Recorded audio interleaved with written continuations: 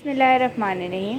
अस्सलाम वालेकुम। आज हम बनाएंगे बेसनी पराठे, जिसके लिए हमने 3 कप चक्की का आटा लेना है, 2 कप हमने बेसन लेना है, ज़ीरा लेना है हस्बे ज़रूरत जितना आप डालना चाहें, नमक भी हस्बे ज़रूरत लेना है, 1 टीस्पून हमने लाल मिर्च पाउडर लिया है, 1 टीस्पून हमने धनिया लिया है, हरा धनिया पुदीने की 2 से 3 डंडियों को लेकर बारीक बारीक चॉप कर लिया है, और पानी लेना है हस्बे ज़रूरत जितने में आपका आटा जो है वो अच्छी तरीके से गूंद जाए।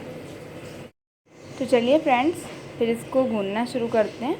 तो सबसे पहले हम इसके अंदर अपने ये सारे मसाले जो हमने लिए थे वो आटे के अंदर डाल देंगे और इन सारी चीज़ों को आपस में मिक्स कर लेंगे।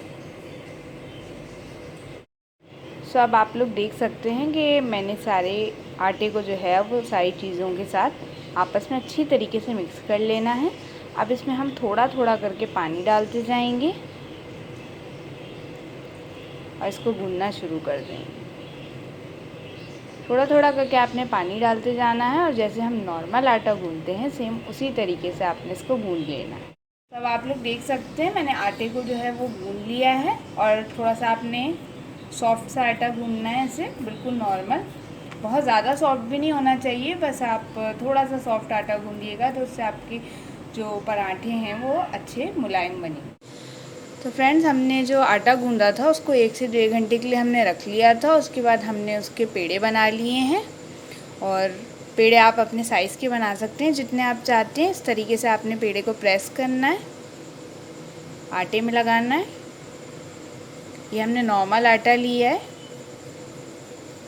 साइडों को इस तरीके से प्रेस कर लें ताकि किनारे मोटे ना हो और रोटी एकदम बैलेंस मिले आपकी। और इस तरीके से करके रोटी को हल्के हाथ से आपने घुमाना है ताकि ये एक बराबर बड़ी हो जाए।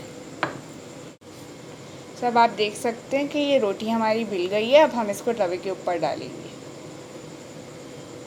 गरम कर लेना है और उसके बाद इस तरीके से बड़े आराम से आपने अपना पराठा इसके ऊपर रख देना है। और फिर इसके ऊपर हमने थोड़ा सा तेल डालना है, किसी चम्मच या किसी बॉटल की मदद से आप इसके ऊपर तेल डाल सकते हैं। थोड़ी सी देर हम इसे नीचे से पकने देंगे। जब हमारा पराठा जो है वो तवे को छोड़ देगा तो अब हम इसको आहिस्ता से टर्न कर लेंगे और दूसरी साइड से भी इसके ऊपर इसी तरीके से थोड़ा सा तेल लगा लेंगे। अगर आपको पराठा ज़्यादा क्रिस्पी पसंद है तो आप तेल ज़्यादा भी डाल सकते हैं। और अब इसको टर्न कर देंगे। आप देख सकते हैं कितना खूबसूरत कलर आया है इसके ऊपर।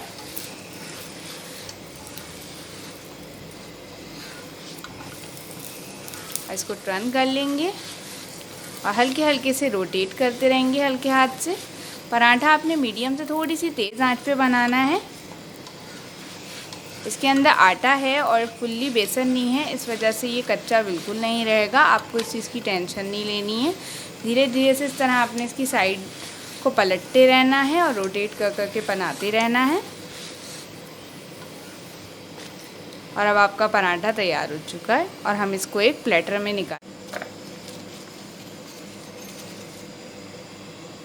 तो फ्रेंड्स, आप लोग देख सकते हैं कि कितने यमी बने हैं और मैं आपको चेक करा देती हूँ कि ये कितने सॉफ्ट बने हैं। आप देख सकते हैं कि ये कितने ज़्यादा सॉफ्ट बने हैं और आप इसको खाएंगे तो आपको बहुत मज़ा आएगा।